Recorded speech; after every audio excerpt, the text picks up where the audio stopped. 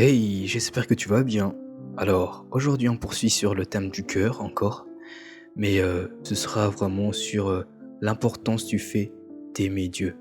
Donc voilà, comme je l'ai dit pour le dernier épisode, en fait, la qualité, elle n'est pas très bien, mais j'espère que tu vas quand même pouvoir être édifié à travers ce petit partage.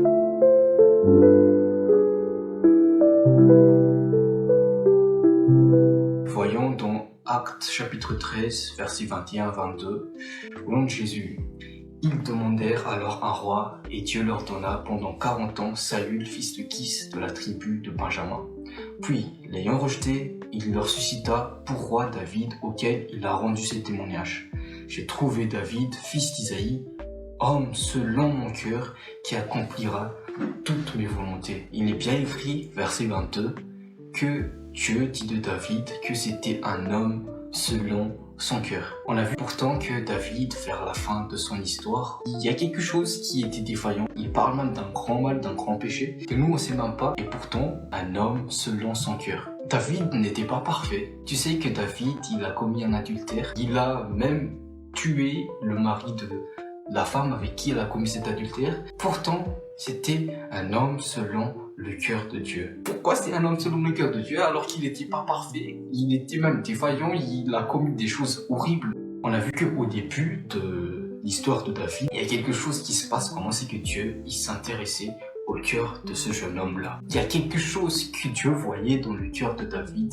Mais qu'est-ce qu'il voyait? Parce que nous, quand on regarde David, il y a eu des hauts, des bas, il y a des adultères, il y a même vers la fin de l'histoire quelque chose qui n'est pas encore bien fait dans son cœur.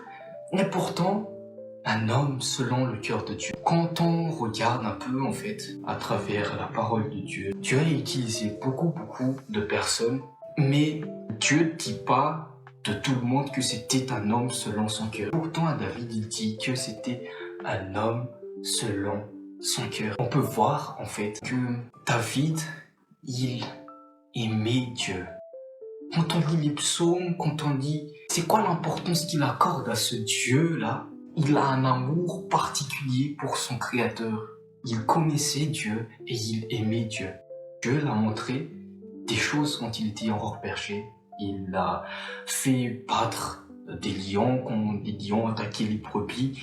Il se battait contre des ours et ce genre de choses. On sait que Dieu agit dans sa vie personnelle, mais il devait avoir plus que ça. Un berger qui se trouve seul au milieu de champs. Mais à ton avis, à quoi il doit penser? À mon avis, David, c'était quelqu'un qui devait regarder au ciel. Il a pensé à Dieu.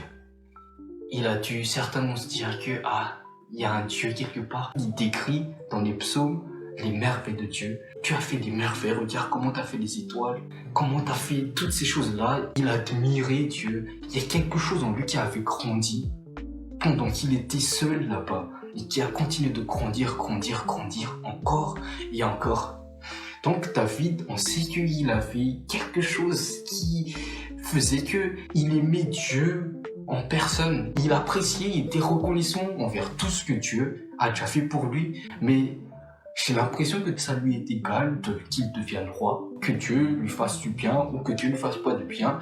Lui, il y avait quelque chose dans son cœur qui était important, c'est Dieu lui-même. On voit rarement des personnes dans la Bible dire qu'il aime Dieu, mais David, dans Psaume chapitre 18, au verset 1, il est écrit « Je t'aime, Éternel ». Il avait une relation qui était différente de ce qu'on peut voir dans la parole de Dieu. Certaines personnes avaient un contact avec Dieu. Dieu les utilisait et ils priaient et ils faisaient des choses, mais David, Dieu était vraiment son ami très proche, à tel point qu'il pouvait dire « Je t'aime, Éternel ». Il aimait Dieu et il prenait plaisir à observer ce Dieu-là. On voit dans les psaumes comment il le décrit. Il restait sur lui, comment il pouvait contempler ses œuvres. Il était vraiment comme amoureux de Dieu. Et donc ça ne m'étonne pas du tout si il est écrit ici « J'ai trouvé David, fils d'Isaïe, homme selon